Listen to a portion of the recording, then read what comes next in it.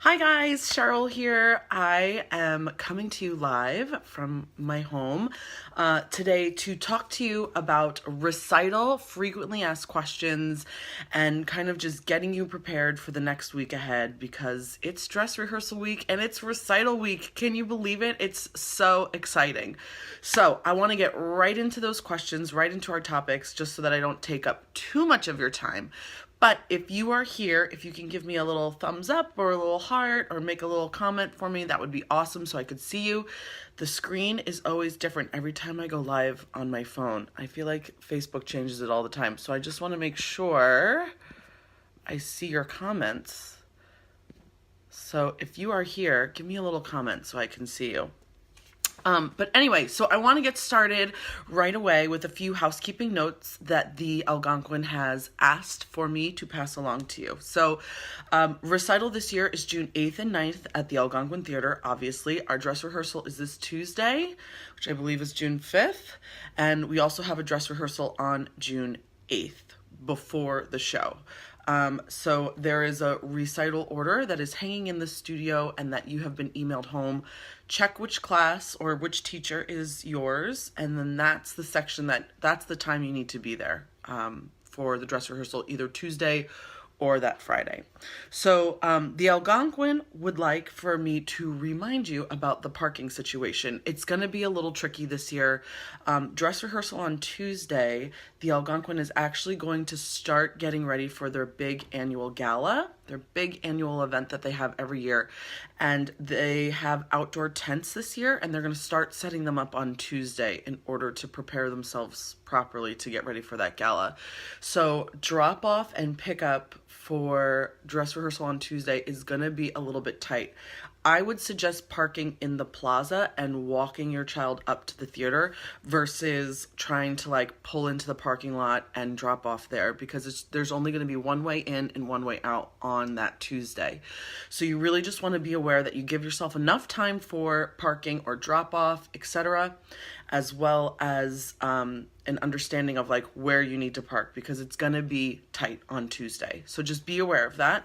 And then also they have asked me to gently remind everyone that if you are dropping off, you are not to leave your car unattended in the fire lane, that they are going to be more diligent, I guess, this year with ticketing and towing. So please make sure that you physically park your car if you're going to go into the theater to drop your child off. Okay? So those were the two things from the Algonquin that they would like for me to tell you. So I want to make sure I pass that along to you so that you are aware of the parking situation. It's going to be a little bit tight this year, but I am so excited to be back at the Algonquin this year. We missed them last year, I think, right? I did, at least. So I'm excited to be back. So now I have a couple of tickets that I know I've been getting from my families, and so I want to make sure I just answer them as best I can, and then if you have any other questions, feel free to pop it in the chat box below, and I will make sure to answer those I'll answer them at the end for you. So the first question people have been asking is, when do I pick up my tickets? Where are the tickets, etc.? So there was a little glitch with the graphic designer this year for our tickets, and so that delayed them going to the printer, which then delayed them getting shipped to me, obviously. So you will be able to pick up your physical actual tickets at dress rehearsal on Tuesday, starting on Tuesday, and then they will be at the studio. They actually will be there Monday at the studio, but I want to make sure that we get them into the appropriate envelopes and all of that. But yeah, so you'll definitely be able to pick them up Tuesday, Wednesday, and Thursday, and obviously Friday before the show. There is a will call section where if you don't get a chance to pick them up, you can come to will call. You just tell them your last name, and they'll have the tickets on hold for you at the door if you didn't get a chance to pick them up during the week. So I'm sorry for the delay. Unfortunately, it was kind of out of my hands, and the company has overnight shipped them to me, so I should be getting them today, actually physically in my hands. So next week you definitely will be able to get your tickets and take them home. Now, the next question I get a lot is, where do I drop off my child? Where do I pick them up? What are all the details for that? So You're going to want to, obviously, with the parking situation, you want to keep that kind of in mind. You're going to want to take your child, and if they are 11 and under, you're going to physically sign them in and sign them out at the stage door at the Algonquin. So if you're coming from the parking lot, you walk up the little ramp, and then in their little kind of, it's like a covered patio. I don't know what they call that. I have baby brain, I'm sorry. I know what it's called, but I can't remember it off the top of my head. But, so you're going to walk up in the ramp, and then there's going to be a person at the door there where they're going to direct you where to go. Basically, if your child is in the intro to hip hop, any of the ballet combo classes or the ballet beginnings class, they will go into the dance studio, which is attached right next to the, so one side will be the backstage door and one side will be the dance studio door. The little ones will be where the dance studio is, because they'll have more room to run around and kind of be loud, and it's okay. They won't have to be quiet backstage. So they'll be able to play. If your child is in any of those classes and they may have to wait a little bit before they go on stage, I would suggest that you bring something for them to do, whether it's a coloring book or a video game or, their tablet. We are going to have a movie playing for them. But if they get bored of the movie, I think we're going to try and play Moana, which I know is a big hit. I'm sorry, I'm going to take a sip of my water. I know it's a big hit, but just in case, you want to have a little extra stuff for them to do just to make sure that they are occupied. And there will be people in the dance studio. We have volunteers that will be in the room with them, just making sure that they're happy. We've reached out to the Manasquan High School Key Club, so hopefully we'll have some high schoolers in there as well, so that they'll be entertained. And we will take them backstage to when it's their time to go and dance, and we will bring them back to the dance studio when they are done. You are allowed to pick up your child after they're done dancing, and I will go a little bit more into that later on, because I have like a whole theater etiquette section that I want to talk about, but that will be coming up soon. So I'll tell you how to pick up your child there, but you will have to sign them out. So whoever is signing them in, you want that same person to sign them out. So if grandma wants to drop her off, make sure grandma's the one that's picking her up as well, just so that the person who is in charge of the sign in and the sign out sheet knows who you are and recognizes you. Now, if your child is not in the intro to hip hop, any of the ballet combos or the ballet beginnings class, then they will go downstairs into the dressing room. There is also going to be a new space for the boys, which is also upstairs near the dance studio, but kind of not in that same room where the little ones will be. So the boys will be in a new space this year as well. So they'll go downstairs and then they'll find their space and set themselves up back downstairs, backstage, and get ready for the show that way. So if they're over 12, they won't need to, if they're 12 and over, they won't need to be signed in. But again, if they are 11 and under, they will be signed in and signed out by a parent. So I hope that clarifies a little bit. And again, we will go over all of this on Tuesday at 3 o'clock. I'm going to do a question and answer session while people are getting at dress rehearsal. I know school gets out at 3 for a lot of kids, and it's going to be hectic that day. So I figured I could do the question and answer session then, so that people had time to get to the theater to get ready for dress rehearsal. So where to drop off and pick up. Oh, we did that already. Sorry. I should probably check these off as I go along, right? Okay. Schedule and timeline for dress rehearsal. So there is a schedule hanging up in the actual physical studio. I've also emailed it to you. I'm going to email this whole video out again, and I will make sure to include that dress rehearsal schedule for you. But basically, the way we run our recital is by teacher. So each teacher has a section, and their section is unique to them. They have their own theme, they have their own concept, and so everything kind of fits in with that. So, for instance, I teach all the ballet classes, and they will be doing Swan Lake this year. So anyone who's participating in the Swan Lake section or is my student will come on the paper with the dress rehearsal schedule. It says my name, and then it has a time of when I'm going to be running rehearsal. So you'll want to check with that. So whoever your main teacher is, I know there's a ballet combo on Thursday that I team teach with Miss Caitlin. That class is actually going to be with Miss Caitlin in the tap section because they're doing a tap dance. But other than that, everyone else, you'll go under your scheduled teacher, and that is the time you are to be at the theater. If your teacher happens to be on the Friday dress rehearsal and you don't see your teacher on the Tuesday dress rehearsal, you don't have to come. You get the day off, which is really nice, right? So you can work on some homework or do anything like that. So just follow that timeline. The other thing I would suggest is coming early for that dress rehearsal schedule, because I don't want to wait for, like, if I finish early, I don't want to wait for the time to finish to move on to the next section. I want to try and keep the, oh, hi Karen, how are you? Thanks for saying hi, that's nice. I want to make sure that I keep dress rehearsal moving and that we keep the momentum going. And if we can get out a little bit early, that would be great, because it is a school night. So I would love, and we do go until like 9 o'clock that night or so, 9:30, I think.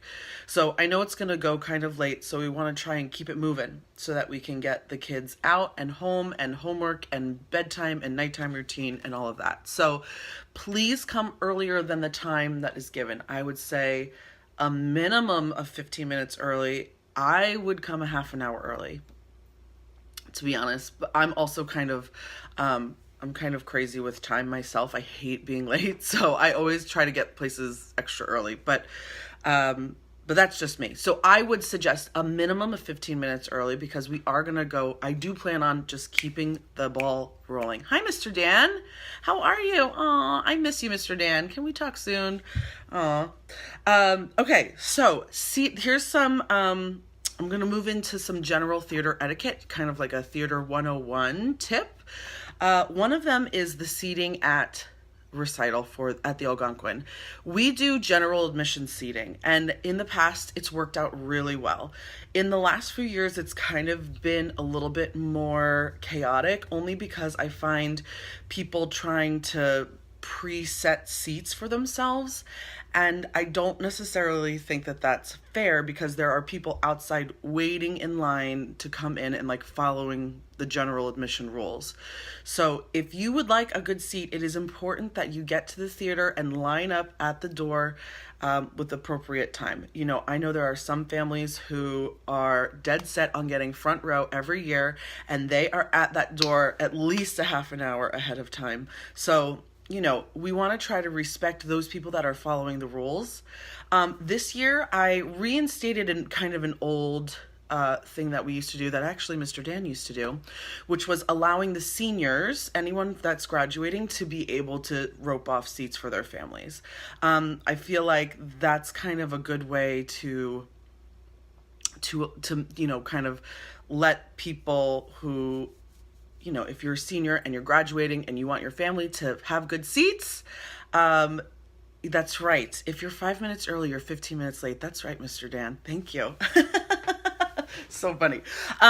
So anyway, so the seniors will be able to rope off seats for their families. I feel like that's a fair rule, and they're graduating and their families kind of deserve that. So the other thing is, if you do see any other seats roped off, it is going to be for the ODF staff. So that would be teachers, and it's a rite of passage. That's a good way of saying it, Mr. Dan. Thank you. Yes, a rite of passage for the seniors.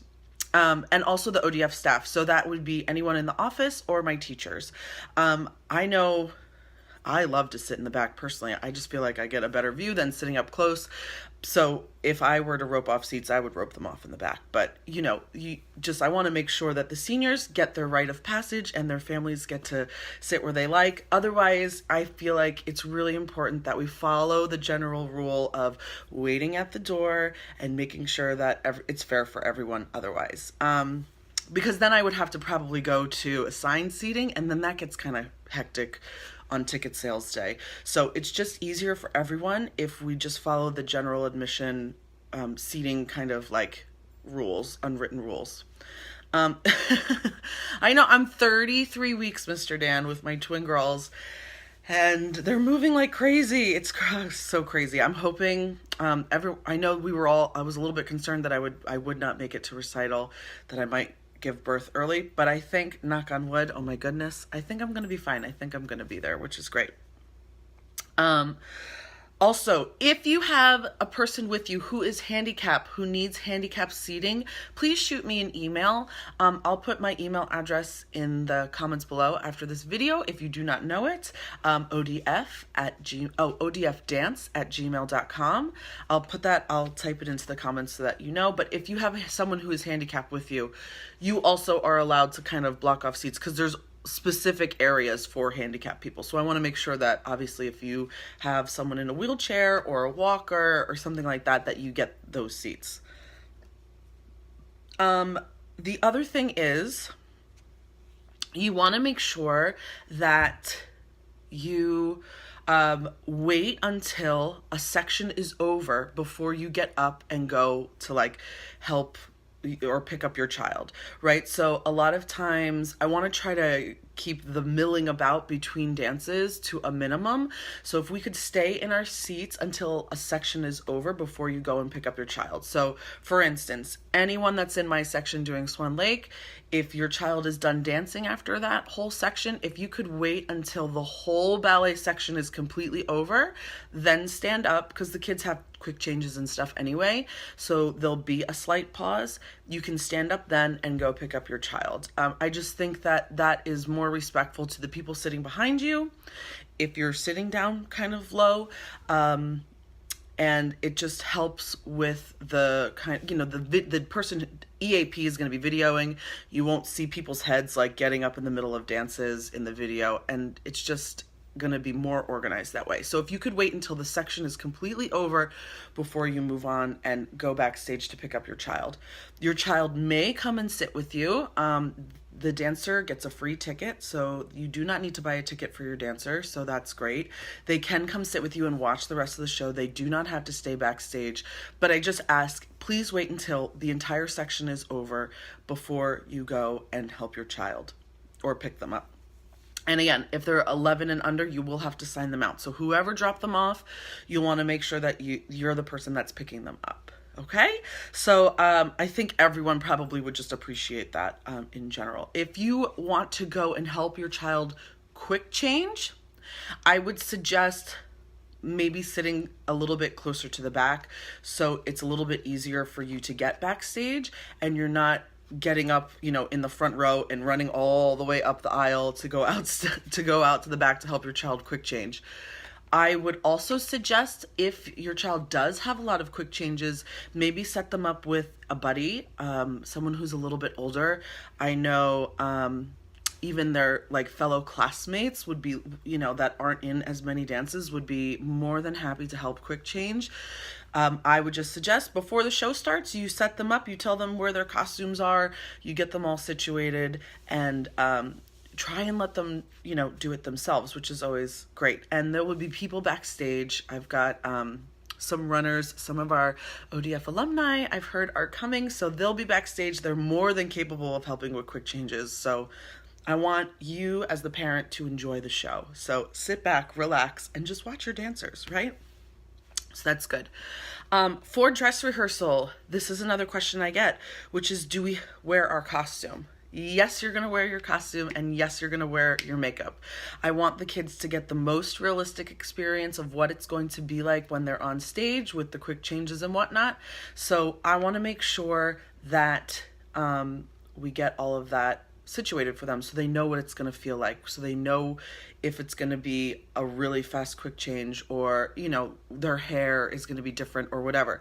I want them to be able to practice all of that while we do our dress rehearsal. So even though we're not running necessarily in the exact order of the show, we are running pretty close to what the order is, but we will be running fairly in the same order so that the kids kind of get that idea. So the more that they can practice their quick changes, the faster the show is going to go in general, which this year our shows are about One is like an hour and 45 minutes, and one is just about 2 hours, maybe 2 hours and 15 minutes. So, we were really conscious of the time this year and really making sure that it wasn't too long. So, but, with things like quick changes, what if something happens backstage? You never know. It's live theater. Most importantly, I want you to enjoy your child, and I want you to enjoy the show because they have worked so hard, and I really think this year's show is going to be something really special and spectacular. So I really just want to make sure that everyone has a good time and it's a positive experience for everyone. So preparation is key, and I think that's really, really important, that being prepared and being on time is all of those things. So I want to go back and answer some questions. I did post on Instagram yesterday, and I said if you had a question, I don't see any questions in the comments, which is fine. I did post on Instagram though yesterday, well, and I guess it shared to Facebook, that said, if you have any questions, write them in the comments below. And I did get a question, which I was so excited about. So this question comes from Jess Ciriello.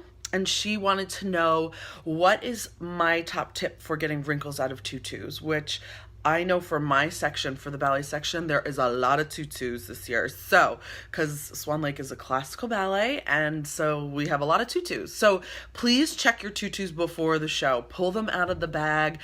You want to make sure that the skirt is not too wrinkly. Oh, my husband just got home from work. He's going to open the door and the dog is going to bark. So sorry about that. But anyway, so you want to make sure, here it goes. Ready? Hi. How's it going? I'm just doing a Facebook Live. So funny.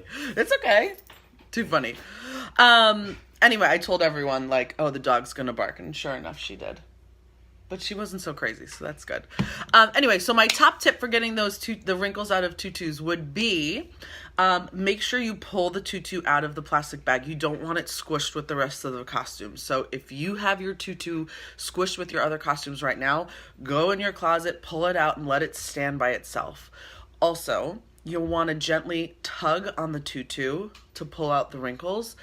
One great way to help get wrinkles out is to bring the tutu into the bathroom with you when you take your shower, because then the steam gets into the fabric, and then you can gently tug and pull out the wrinkles as you go. And if you do that a couple of times, the wrinkles should kind of fall out naturally. I would not suggest getting an actual physical steamer and steaming the skirt straight by itself, because then the tutu tends to fall flat because the tulle kind of gets soft, which you don't necessarily want. You want the tulle to still be kind of stiff, so you don't want to take a steamer directly to the tutu. Allow the tutu to kind of naturally fall out of its wrinkles on its own, and you can help it by, every day, just gently tugging on the tutu, pulling and tightening it so that the wrinkles kind of fall out naturally. So I hope that helps, but if you do have a tutu, I know a lot of my ballerinas do, so make sure that your tutu is not wrinkly on stage. I just want to say thank you so much for watching. I hope I was able to answer your questions and kind of just go over some just general rules that we'd like to follow this year, just to make the experience a positive and exciting one for everybody. I am really excited because this year, being super pregnant with twin girls, I am going to be doing a lot of sitting this year. So I actually am going to get to sit back and enjoy the show myself. So that'll be a new experience. Usually I'm running around backstage and helping, get everyone lined up and stuff. And this year I'm kind of leaving it to my team, which they have been so awesome. Shout out to my team for helping this year. I do really appreciate it and allowing me to kind of just rest and relax. So that's great. I'm really excited. So if you have any other questions, feel free to type them in the comments below. I will get back to you. I promise I will comment back to you the answer to those questions, or I will email you, or if you need to call the studio, feel free to call the studio. So that's it for now, and I hope you had a great day, and enjoy the rest of your Friday. The sun is trying to peek out. I hope it does. I know it's supposed to rain all weekend, which is such a bummer. I'm ready for the sun, but let's have a great week and a great weekend. And if you are in lyrical or jazz, please do not forget that you have your in-studio rehearsal Monday. I am unsure of the time as of right now. I will put it in the comments below once I double check, or if Miss Erin is watching, if she can type it in, or Miss Alex, that would be great. But for the in-studio rehearsal, you do not need your costume, but anything at the Algonquin Theater, you will need your costume, your hair, and your makeup done. All right? That's it for now. I will talk to you guys later. Bye.